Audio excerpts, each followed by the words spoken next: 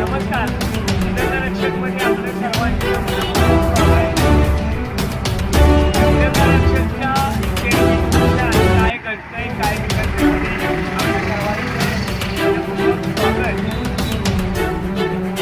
महाराष्ट्र राज्यामध्ये सध्या जिल्हा परिषद आणि पंचायत समिती निवडणुकीची सुरू आहे. सातारा जिल्ह्यामध्ये सध्या निवडणुकीचा बिगुल वाजला आहे.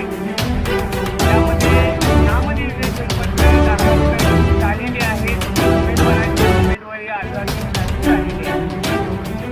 आता अंतिम यादीकडे लक्ष लागले. तालुक्यामध्ये नामनिर्देशन पत्र 332 पैकी 13 नामनिर्देशन पत्र अवैध ठरले आणि 323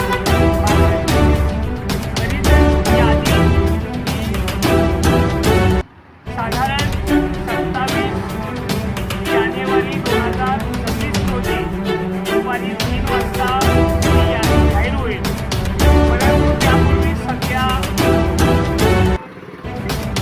काही पक्षांनी उमेदवारांची प्रचाराची मशाल हातात घेतलेली आहे. खरं तर हा प्रचार उमेदवारांचा प्रचार म्हणता येणार नाही, कारण अद्याप उमेदवार घोषित करण्यात आलेले नाही. म्हणजे यांनी उमेदवार घोषित होण्यापूर्वी पक्षाचा प्रचार. यामध्ये खरी लढत सांगली जिल्हा परिषद आणि विशेष म्हणजे अनुसूचित जातीसाठी तो राखीव गट आणि गण आहे.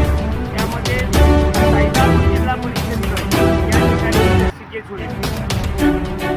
मातब्बर पक्षाचे मातब्बर उमेदवार, त्याचबरोबर काही अपक्ष उमेदवार या निवडणुकीमध्ये सांगली जिल्हा परिषद गटातून आणि सैदापूर जिल्हा परिषद गटामध्ये